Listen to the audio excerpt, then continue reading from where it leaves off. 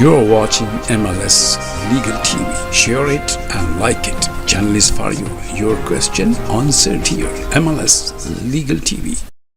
नाजरीन MLS legal TV की जानिब से आपको खुशामदीद।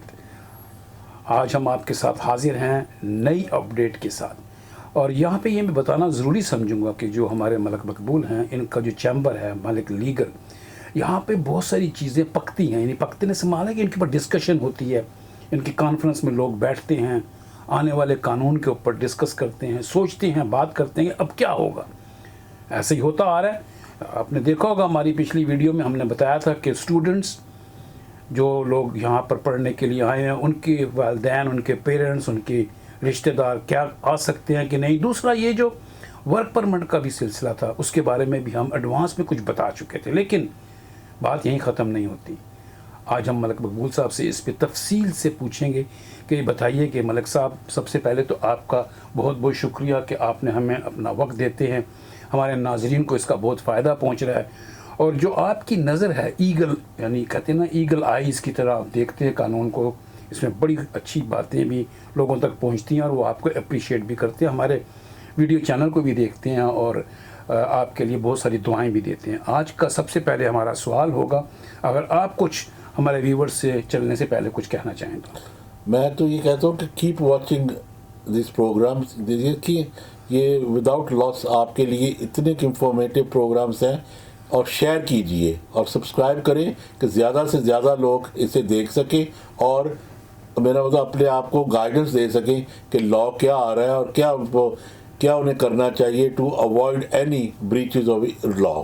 यही मेरा आप सबको मेरा एडवाइस भी है और मशवरा भी है कि keep watching and enjoy yourself while watching it, क्योंकि जो कुछ आपको पता होगा वही एक आपका स्ट्रॉन्ग चीज़ बनती है कि guidance is the best rules of all things. Thank you. So is good tools good rules. इसके अलावा आप बात कर रहे हैं कि मलिक साहब ने जो भी आपको बताया, हमारे टेलीविज़न को जो अपना वी लागम बनाते हैं, इसके बेल आइकन को दबा दीजिए और इसको सब्सक्राइब कीजिए और शेयर ज़रूर कीजिएगा।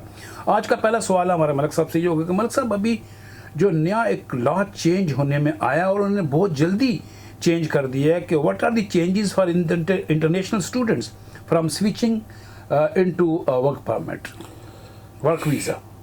शुक्रिया लोधी साहब, और आपको पता है कि हमने काफ़ी डिस्कशन की थी जी इनसे पहले, जब प्राइम मिनिस्टर ऋषि सुनक ने कहा था कि ये जो लोग हैं ना ज़्यादा वीज़ा लेके आते हैं स्टूडेंट का, और स्टूडेंट अपना पूरा कोर्स नहीं करते और स्विच कर लेते हैं, और ये सोच रहे थे कि उनको क्या करना चाहिए।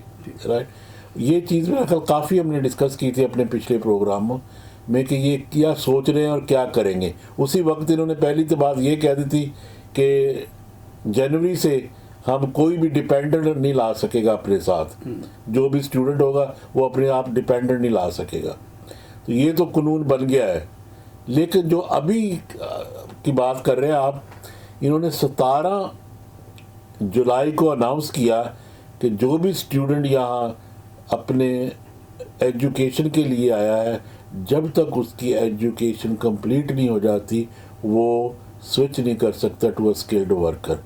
और ये इम्प्लीमेंट 3 बजे से 17 तारीख को हो चुका है, यानी इमीडिएट इफेक्ट, इमीडिएटली इफेक्ट। तो ये जो लोग कह रहे थे कि जी वो बाद में आएगा, और ये इसमें कोई चैलेंज हो सकता है? देखिए, पहली तो बात ये है कि ये चीज़ जो थी ना, ये थी कि इन्होंने 21 दिन ना ये रूल रखना था राइट पार्लियामेंट में, लेकिन कई रूल ऐसे होते हैं कि अगर चैलेंज कर भी लेना लोग, तो स्विचिंग रूल तो इस लेजिस्लेटिव पॉलिसी है इनकी कि चेंज कर सकते हैं। It's not that they can't, ठीक राइट, पॉलिसी बना के, क्योंकि उसमें ये सोचना पड़ेगा कि ये पॉलिसी, देखो अगर कोई पढ़ने आया है तो उसको पढ़ना चाहिए ना, राइट।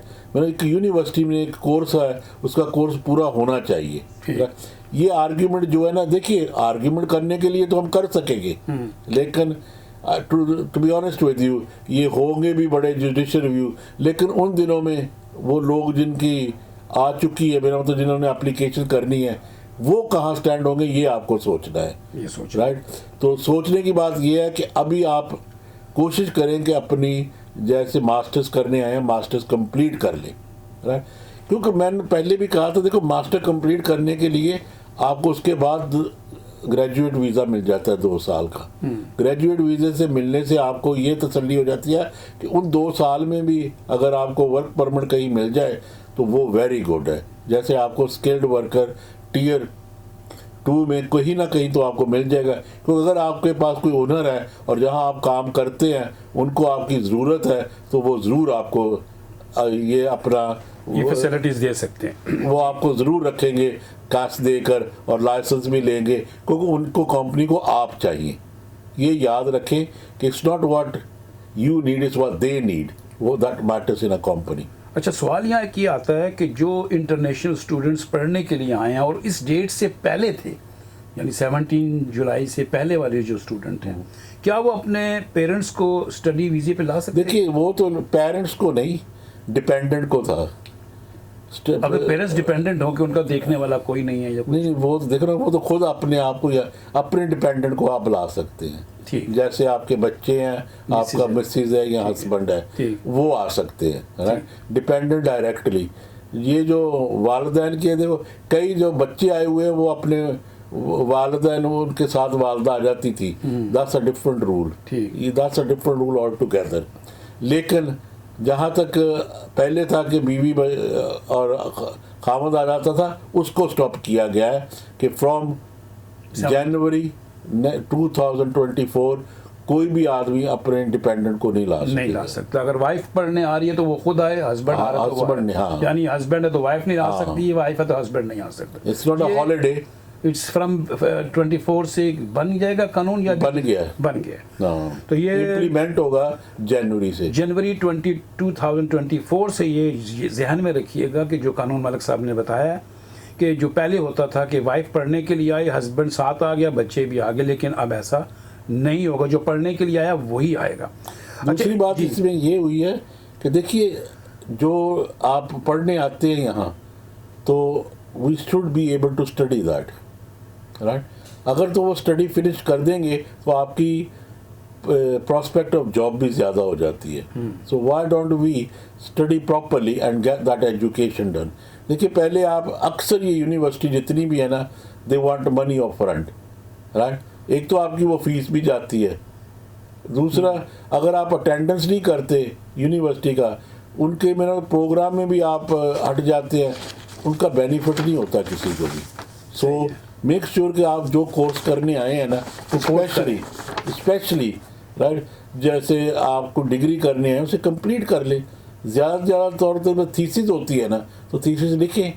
देखो, पहले ये था कि आप अपना डिपेंडेंट आ जाता था, वो काम करता था। वो काम इसलिए स्टॉप किया है कि यहाँ लेबर की जॉबें जो है ना, they do not want other people to take the labour job, right. क्योंकि स्किल्ड वर्कर के लिए अभी भी रूट है कि स्किल्ड वर्कर जब चाहे उसको यहाँ जॉब मिले तो वो अपने टीयर 2 की एप्लीकेशन दे के आ सकता है, प्रोवाइडेड कि जहाँ आप आ रहे हैं उनके पास लाइसेंस है। एक सवाल और हमारे पास आया है कि एक स्टूडेंट ने ये पूछा है कि मेरे को स्टडी के बाद 2 साल की जो एक्सटेंशन मिलती है पोस्ट ग्रेजुएट वीज़ा या पोस्ट एजुकेशन के बाद जो 2 साल का मिलता है, क्या वो उसमें अगर किसी से यहाँ शादी कर ले तो वो उसको चेंज कर सकता है? बिल्कुल कर सकता है जी, can become a spouse any time, right. तो ये आपका सवाल था कि जी हमने यहाँ पे 1 साल का कोर्स किया है, फिर मैंने अप्लाई किया, मुझे 2 साल की एक्सटेंशन मिल गई। अब इस 2 साल की एक्सटेंशन में आपको किसी से लिंक हो जाता है, कोई आपका स्पाउस है या किसी से मोहब्बत है, प्यार है, दोस्त है, कोई शादी करना चाहता है, तो मलिक साहब ने यही कहा है कि आप शादी करके यहाँ रह सकते हैं। और एक और बात बताऊँ, ये इमरजेंसी जो इन्होंने अपने लेजिस्लेशन यहाँ पास किया है कि स्विच नहीं कर सकते आप to a skilled worker, right. इसमें कोई मेंशन नहीं है फॉर स्पाउस वीज़ा, अच्छा, किसी और कैटेगरी में। ये ध्यान रखिए मैं क्या कह रहा हूँ। बिल्कुल बड़ी अच्छी बात की है। अच्छा, ये जो अभी आपने बताया कि जो चैरिटी और ये वर्कर के वीज़े हैं, क्या अभी भी जो यूके जो चैरिटी के लिए वीज़े दे रहा था, क्या वो अभी भी अवेलेबल है? देखो, फिर बात वही आ गई ना, अगर हमने से बहुत सारी बात की है, चैरिटी वाला कोई है उसके पास, वो मंगाना चाहता है, तो चैरिटी वाले भी आ रहे हैं, ठीक है। उस पर अभी तक कोई चेंजेस नहीं आई है, कोई चेंजेस नहीं, उस पर कोई चेंज। आपका ये सवाल था कि चैरिटी वीज़े के बारे में बताना कि क्या इस कानून के मुताबिक जो अभी चेंज हो रहे हैं उसमें चैरिटी वीज़े की भी कोई इन्वॉल्वमेंट है? मेरा ख्याल अगर वो जैसे हमने शुरू से आपने कहा है लोधी साहब अगर ये जाएंगे ना हमारे पिछले प्रोग्राम में, जी। हमने बहुत अच्छी तरह एक्सप्लेन किया हुआ है जी। कि चैरिटी का वीज़ा क्या है। ये नहीं है कि चैरिटी वीज़ा खुल गया जी आप आपके चैरिटी करें। इसकी भी क्राइटेरियाज है और कैटेगरीज होते हैं कि अगर किसी के पास चैरिटी है यहाँ इस्टेब्लिश, वो लोगों को मंगाना चाहते हैं टू कलेक्ट द चैरिटी, और उसके पास भी इतने थोड़े बहुत रिसोर्स होने चाहिए कि यहाँ आके रह सके। ठीक। दे डू लुक, और उसकी बैकग्राउंड भी होनी चाहिए। जो चैरिटी कलेक्ट करता है ना, देने वाला आ जाए, लेने वाला ना आए। ये जो इसका थोड़ा सा मकसद यही है। ठीक। तो ये सवाल का जवाब भी आप तक पहुंचा, यकीनन इसकी भी क्लैरिफिकेशन आपको हो चुकी, क्योंकि अगर नहीं हुई तो हमारी जो पिछली वीडियो है इसको देखिए, इसमें तमाम चीज़ें क्लियर हैं। चैरिटी के ऊपर बहुत काफ़ी बात हो चुकी है, लेकिन आपका सवाल था कि कानून में कोई चेंजेस हैं, कोई चेंजेस नहीं है। मलिक साहब, एक सवाल है हमारा कि एक शख्स ने उसको इंडेफिनिट लीव टू रिमेन 2 साल का यहाँ मिला है, और वो कहीं असाइलम पे होगा या किसी और केस में होगा या क्या था, लेकिन अभी उसको कार्ड मिल गया 2 साल का। तो क्या वो अपने मुल्क अगर जाए कितनी देर तक बाहर रह सकता है, और क्या वो मुल्क जा सकता है? देखो, इससे ना यूजली डिस्क्रेशनरी रूल कहते हैं या ह्यूमैनिटेरियन प्रोटेक्शन कहते हैं। वो जो वीज़ा उसे मिला है ना 10 ईयर रूट का मिला होगा। ठीक। कि एवरी 2.5 ईयर के बाद उसे अपनी एक्सटेंशन के लिए अप्लाई करनी पड़ेगी। ठीक। लोधी साहब, अगर तो कहीं भी उसने असाइलम की थी तो ही शुड बी केयरफुल। ठीक। मैं दोबारा कहता हूँ, अगर असाइलम की है तो वापस उस मुल्क में जाना चाहता है ना, तो इसका मतलब है कि दे कुड रिफ्यूज एंट्री जब आए, इवन उसके पास कार्ड भी हो। कार्ड भी हो तो, ठीक है। समझे ना। वो एंट्री में आप दोबारा एंट्री लेते हैं ठीक। हर चीज़ में यहाँ, ठीक है। एक्सेप्ट ब्रिटिश पासपोर्ट, वो दोबारा एंट्री नहीं लेते। अच्छा, अगर वो असाइलम पे नहीं है और किसी और बेस पे उसको मिला तो फिर तो वो जा सकता है। उसको लोग कोई जाके लिमिटेशन नहीं, कितना? जैसे कई 7 साल के रूट पे थे, जी। मेरा तो उन्होंने कोई एप्लीकेशन नहीं थी असाइलम की, जी। लेकिन 7 साल के बच्चों के रूट पे मिल गया, वो भी जा सकते हैं। ठीक है। ये सिर्फ वो है जिन्होंने असाइलम का केस किया, चाहे वो रिजेक्टेड भी हो, क्योंकि उनके पास वो पूरा डाटा है आपके पास। और वो जो आप बता रहे हैं कि जो 7 साल के उसमें आए हैं और उनको मिला है, तो वो जाके कितना टाइम तक रह सकते हैं, उस पर भी कोई लिमिटेशन? देखिए, ये जो वीज़ा है ना, ये यही है कि आपने अपना घर तो यहीं बनाया हुआ है जी। हॉलिडे जाने का, या कोई मेरा मतलब वहाँ जाने का, अपने विजिट करने का, या ये कोई है नहीं है कि आप नहीं इतनी देर रह सकते, कोई ऐसी लिमिटेशन नहीं है। लेकिन ये ब्रेक के बाद मैं एक और न्यूज़ भी बताऊंगा आपको। जी जी जी। कि वो चेंजेस क्या आए हुए हैं। ठीक है। नाज़रीन, आप देख रहे हैं MLS लीगल टीवी। आपको बहुत सारे सवालों के आज जवाब मिले होंगे और यकीनन आप मुतमिन भी हुए होंगे। अगर नहीं हैं तो हमसे पूछ लीजिए, कमेंट कीजिए, मेल कीजिए, व्हाट्सअप कीजिए। हमारे जो ये मलक लीगल सोलिसिटर का जो यहाँ चैम्बर है, यहाँ पे हमारे बड़े अच्छे अच्छे सोलिसिटर हैं जो हमें राय देते हैं, हमसे बात करते हैं और आपके सवालों के ऊपर वो बाकायदा रिसर्च करते हैं और फिर हमें बताते हैं कि पब्लिक में ये चीज़ आप बताइए ताकि उनको फ़ायदा पहुंच सके। कहीं नहीं जाइएगा, देखते रहिए MLS लीगल टीवी। वापस आते हैं छोटी सी ब्रेक के बाद। Malik Legal Solicitors. When your rights are at stake, you need experienced lawyers. Our experienced team of professionals can assist you in all matters, including immigration, civil litigation, criminal law, commercial law, family law, hearing loss, personal injury, RTA, entrepreneur, JR applications. Call us 0161 7956 0161 795 6217 Malik legal solicitor. इनसे हमारी बात हो रही थी और आपके सवालों के जवाब आपने देखे। यकीनन आपको बहुत सारी इन्फॉर्मेशन मिली होगी। अब इसके बाद हम जो मलिक साहब से सवाल करने वाले हैं, इस वक्त एक अनाउंसमेंट हुई है कि सैलरीज़ को बढ़ा दिया जाए। जैसे हमारे डॉक्टर्स हैं या कोई सिविल सर्वेंट्स हैं, ये समझ नहीं आती कि गवर्नमेंट कहती है कि हमारे पास फ़ंड नहीं है और उधर से ये सैलरीज इंक्रीज़ कर रहे हैं। मलिक साहब, आप बड़ी नज़र रखते हैं, बड़ी दूर अंदेशी से बात करते हैं और काफ़ी डीप जाते हैं इन चीज़ों को। हमने पहले भी कहा था कि हम देखते हैं, आप सोचते हैं।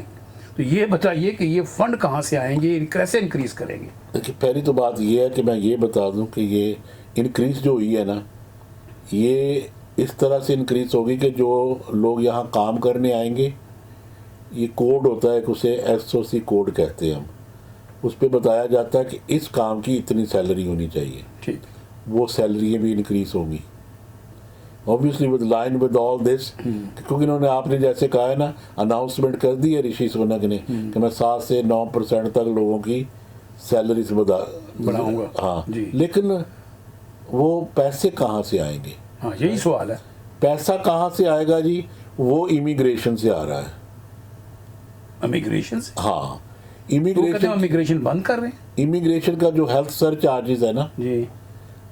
634 पाउंड था साल का, जी।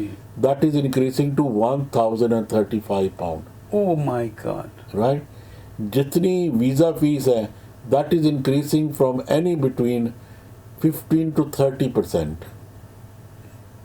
राइट, तो ये तो बहुत बड़ी इंडस्ट्री है, तो ये बैठ जाएगी अगर इंक्रीज करेंगे तो। नो नो, इंडस्ट्री कहाँ बैठ जाएगी? देखिए स्टूडेंट की जब आने के उन्होंने देना है, हेल्थ सर्विस देनी है, तो कहाँ से वो अफोर्ड करेंगे? यही तो बात है। तो जो मेरा मतलब यहाँ आएगा स्टूडेंट, अगर मेरा मतलब 1 साल के लिए पहले उन्हें तो रिडक्शन भी दी जाती थी, वो रिडक्शन भी खत्म हो गई है। राइट। अच्छा। ये बताएं कि मैं एक ना सिंपल सी आपको ना बात बताने लगा हूँ कि आपने अपनी स्पाउस को मंगाना, चाहे वाइफ या हस्बैंड को, उसका जब तक इंडेफिनिट होगा ना 5 साल के बाद, इसको ना cost you round about 30,000 pound. ध्यान में रखिएगा ये चीजें जो बता रहे हैं। क्योंकि पहली तो बात ये है कि ये देखें कि इंक्रीज क्या होनी है कि 2.5 साल का 1035, इसका मतलब है वो हो गया 2700 एंड प्लस 3000 लगाएं, तकरीबन या 3000 उसका पहले देंगे जब वहाँ एप्लीकेशन करेंगे। जी। राइट, फीस पहले थी 2200 पाउंड, अब 3000 वो हो गया। 6000 पाउंड वहाँ देंगे आप, यानी अभी आए नहीं हैं आप, अभी आए नहीं पहले है, जमा 6000 वहाँ देंगे जी। राइट, वहाँ से फिर जब 2.5 साल आपको हो गए, फिर एक्सटेंशन करानी है, फिर इतनी फीस फिर देंगे आप, तो ये 12,000 हो गया तकरीबन। हाँ, प्लस उन्होंने रहना खाना रेंट नहीं बात मैं ये करता हूँ, फिर आपके वकील की फीस है, क्योंकि इंडेमिनिटी भी बढ़ जाएगी वकीलों की। राइट, क्योंकि there handling more right, because vulnerable है। मैंने तो जिसने एप्लीकेशन करनी है, यू वांट टू नो कि वो उसे पता भी है क्या कर रहे हैं, सो उनकी इंडेमिनिटी बढ़ेगी, उनकी फीसें भी बढ़ेंगी।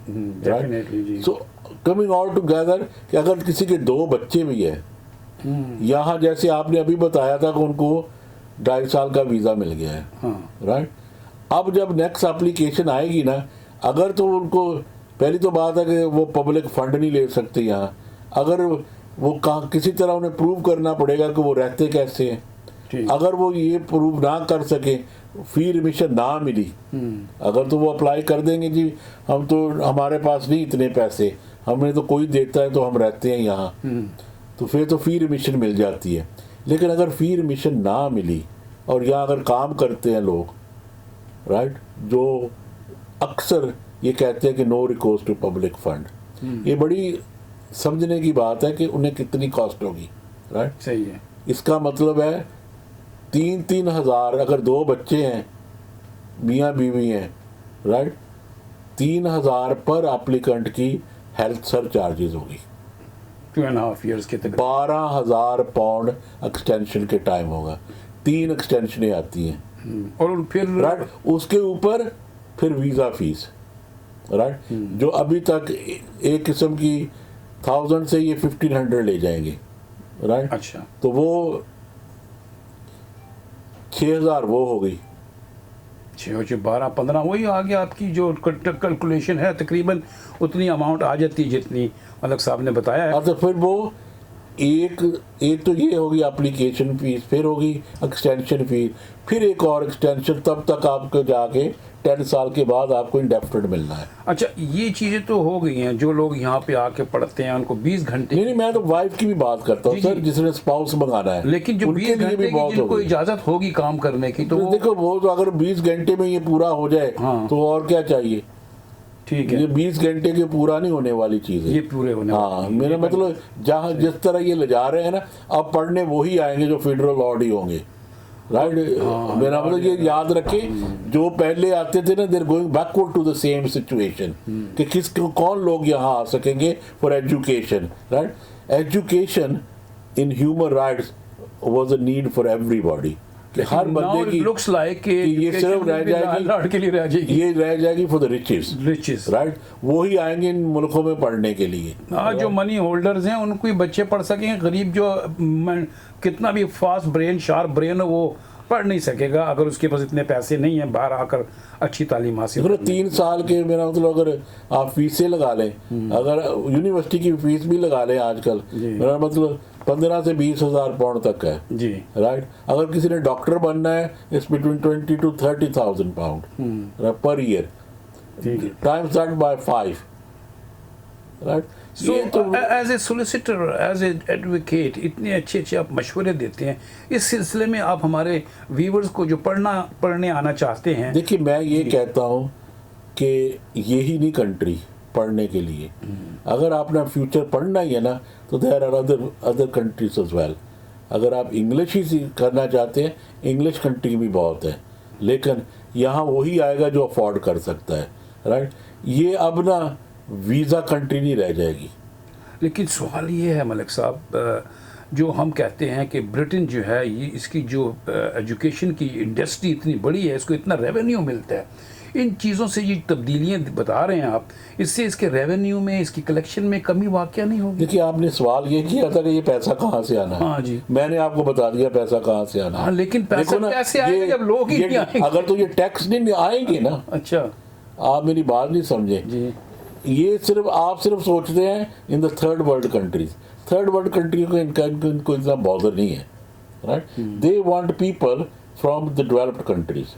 यहाँ सिर्फ ऑस्ट्रेलिया से भी आते हैं, मिडल ईस्ट से भी आते हैं लोग पढ़ने राइट, कनाडा से आते हैं, चाइना से आते हैं, डेवलप्ड कंट्री है।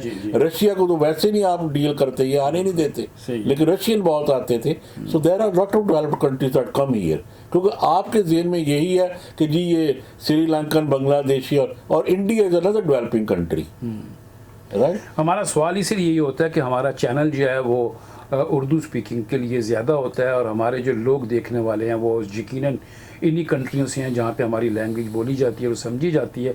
वहाँ के लोगों के लिए हम इंफॉर्मेशन देते हैं। ये आप ध्यान में रखिएगा कि आने वाले टाइम में जो अगर आप पढ़ने के लिए आ रहे हैं तो पहले तो वही आ सकता है जिसने पढ़ना है, वो अपने हस्बैंड को, या हस्बैंड आए तो अपनी वाइफ को नहीं ला सकता। ये आज क्लियर बात कर दी है। और दूसरा ये था कि पहले लोग यहाँ आते थे, हस्बैंड वाइफ आ गया, एक ने स्टूडेंट बन गया, दूसरे ने आके यहाँ पे जॉब ले ली, और जॉब लेने के बाद उसने शिफ्ट कर दिया। ये तमाम चीज़ें बंद होती हुई नज़र आ रही हैं, बल्कि बंद हो गई हैं। समझ लीजिए 17 जुलाई के बाद ये चीज़ें ख़त्म हो जाएंगी। और अगर आपके पास इसी सिलसिले में ऐसा सवाल है, इस डिस्कशन के दौरान इसके में अगर आपको कोई चीज़ समझ नहीं आई तो ज़रूर हमसे पूछ लीजिए। अगली व्लॉग में हम आपको बता देंगे कि क्या कानून था। अगर आपने देखना है इस वीडियो को दोबारा देख लीजिए, समझ लीजिए, फिर भी हम आपकी खिदमत में हाजिर होंगे नेक्स्ट वीक। हम दोनों को इजाज़त दीजिए, अपना बहुत सा ख्याल रखिए। अल्लाह हाफिज़। You're watching MLS Legal TV. Share it and like it. Channel is for you. Your question answered here. MLS Legal TV.